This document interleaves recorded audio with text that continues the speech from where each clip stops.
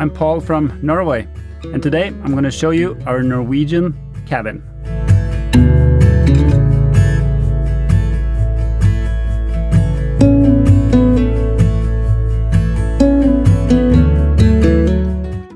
First, there are two words that are very important to know. One of them is hytte, which means cabin, and the other one is HYTTELIV, which means cabin life. Now, what does a Norwegian hytte look like? And what does HYTTELIV mean to Norwegians? Let me explain. The Norwegian hytte comes in many shapes and sizes. You find them by the sea, up in the mountains, or out in the woods. Some are quite advanced, like a regular house, while others can be primitive shacks in the middle of nowhere. Having a hytte and spending time at it is a big part of the Norwegian identity. Not everyone owns their own hytte, but normally someone in your family or some friends got one and might invite you on a hyttetur, a trip to the cabin, to enjoy some HYTTELIV, life at the cabin. My family's hytte is situated 2 hours east of Oslo, just next to a lake, and it looks like this.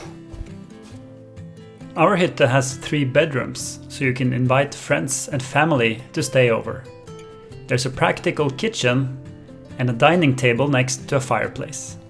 There's a living room with a comfortable sofa and some chairs, and also a second living room with big windows for a good view of the lake. Perfect for a rainy day. In our cabin, we have electricity, but there's no plumbing here, so there's no running water. So we wash ourselves in water from the lake and bring drinking water in on these cans.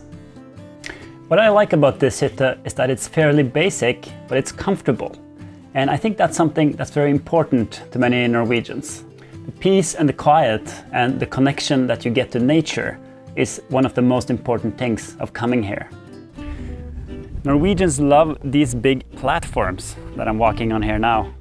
It kind of makes sense though, because when we're at the hytte, we want to spend as much as time possible outside. So we want a comfortable place to sit. So we not just build them along one wall of the cabin, but we build them around the cabin so that we can catch the angle of the sun throughout the day. So we really spend a lot of time hanging out on these platforms. And if you're as lucky as we are, you also have a little platform leading down to the water where you can go for a swim.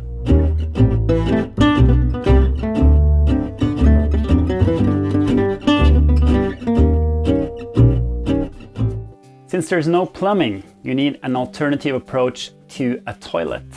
And in this cabin, there happens to be 2 options. The first option is an indoor incineration toilet, which burns the waste. The second option is almost like a Norwegian icon. We call it for utedo, an outdoor toilet. And it's usually placed around 40 to 50 meters away from the cabin.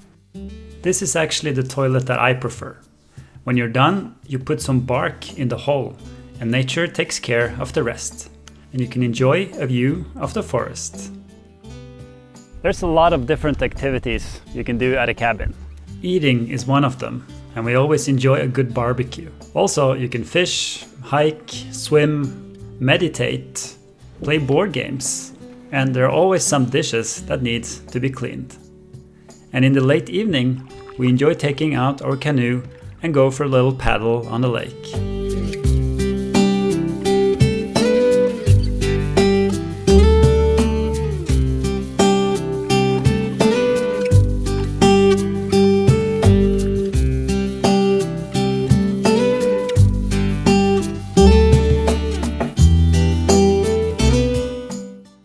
For me, the most important thing is to read and relax and disconnect from the stressful life in the city and enjoy a good portion of some Norwegian hygge.